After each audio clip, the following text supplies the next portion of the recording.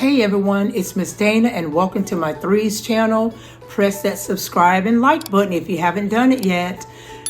So, morning meeting, some call it morning meeting, some call it morning group time, some call it circle time. I just want to share with you all what does a typical circle time look like in Miss Dana's classroom. There is this song, it's very interactive. I do believe an interactive song is called the Good Morning Song. And we're gonna go ahead and sing it now. 1, 2, 1, 2, 3. Good morning, good morning. Hello, and how are you? Early in the morning, I say good morning. Hello, and how are you? Good morning. And point to the children as I'm singing. Hello, and they start to point to me and their friends. Morning. I say good morning. Hello, and how are you? In the morning, I clap my hands. In the morning, I do this is their favorite part. I shout, hooray! This is going to be a wonderful day. Good morning. Good morning. Hello, and how are you? The morning, I say good morning. Hello, and how are you? So that's how we start our good morning. It's very interactive.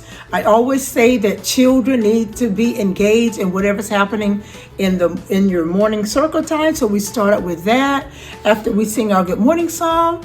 And something that I start this with the children the first part of the school year. After we sing the song, and I'll go around and I'll say good morning to the children. I say, you know what, friends? When someone says good morning to you, the polite thing to say is good morning back. So I go around to each child and I'll say good morning, Cameron. Good morning, Jahil. Good morning, Kezia. Good morning, Whitley. Good morning, Henry. The children say good morning back. It's very engaging. It gets them to participate. After we do that, we go into our Days of the Week song, and it's through the Addams family, and it's just very simple. Days of the week, days of the week, days of the week, days of the week, days of the week. There's Sunday and there's Monday, there's Tuesday and there's Wednesday, there's Thursday and there's Friday, and then there's Saturday, days of the week. And some children can snap, but for those that can't snap, we clap. Another way of getting them engaged. After we do that, we have a story. And I'm just going to share this. I'm not going to read this book, but let's say right now we've been talking about the letter B. So we read the letter B book. I ask the children to give me a letter B word. They'll tell me a letter B word, and usually they give me a letter B word when they go over to wash their hands before snack time. So we'll read a story, whether it's something relating to whatever we're talking about that week. When we read the letter B book, then we get them engaged also with our letter. I love these. These are the alphabets, and inside there are, we're doing the letter B, of course, and there are, I'm going to pick that up, sorry about that. There are items in here, objects in the letter B box. We talk about that. I allow the children to manipulate them. They get to touch them. And the last thing that we may do, if we're talking about the letter B, and I do this with all of each child, a lot of times I let them take turns. And I don't like to say share. I don't know, I just feel like children don't understand that concept of sharing, but they do understand the concept of taking turns. So what I do is I'll lay this on the floor, and each child, this is from Handwriting Without Tears, and this is just a mat, and they build the letter B. We talk about how many straight lines there are, how many curved lines on the letter B, and one at a time they come up and they build the letter B. I'm going to do it this way. They build the letter B, and after they build the letter B on the floor, then they go over and wash their hands. So this is basically my morning. We'll do movement. Our number for this week is the number 8.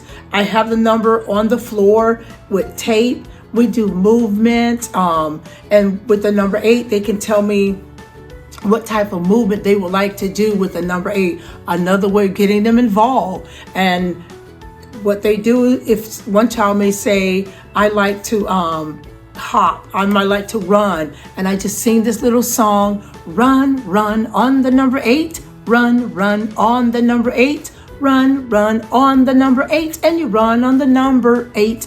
Some children may say skip. One child just invented balancing on the number 8 and said, balance, balance on the number 8, balance, balance on the number 8, balance, balance on the number 8, and you balance on the number 8. And usually after they do that, they transition to wash their hands. I try to do different things for them to transition to washing their hands, but everything is intentional and everything is engaging, getting them involved. They're learning. I'm talking about, we do it every morning just about, and that's a great way of teaching them number recognition.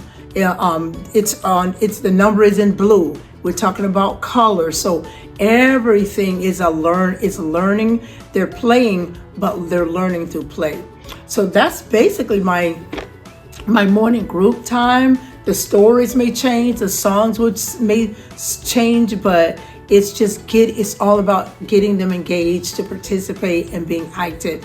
If you feel like your children are fidgeting and moving too much in group time, then you need to have more engaging activities for them for morning group. And I'll share later about some other things that you can do with your children during morning or group time or morning meeting, whatever you call it in your center. I just call it morning circle time. But thanks again for joining. Click that subscribe and like button.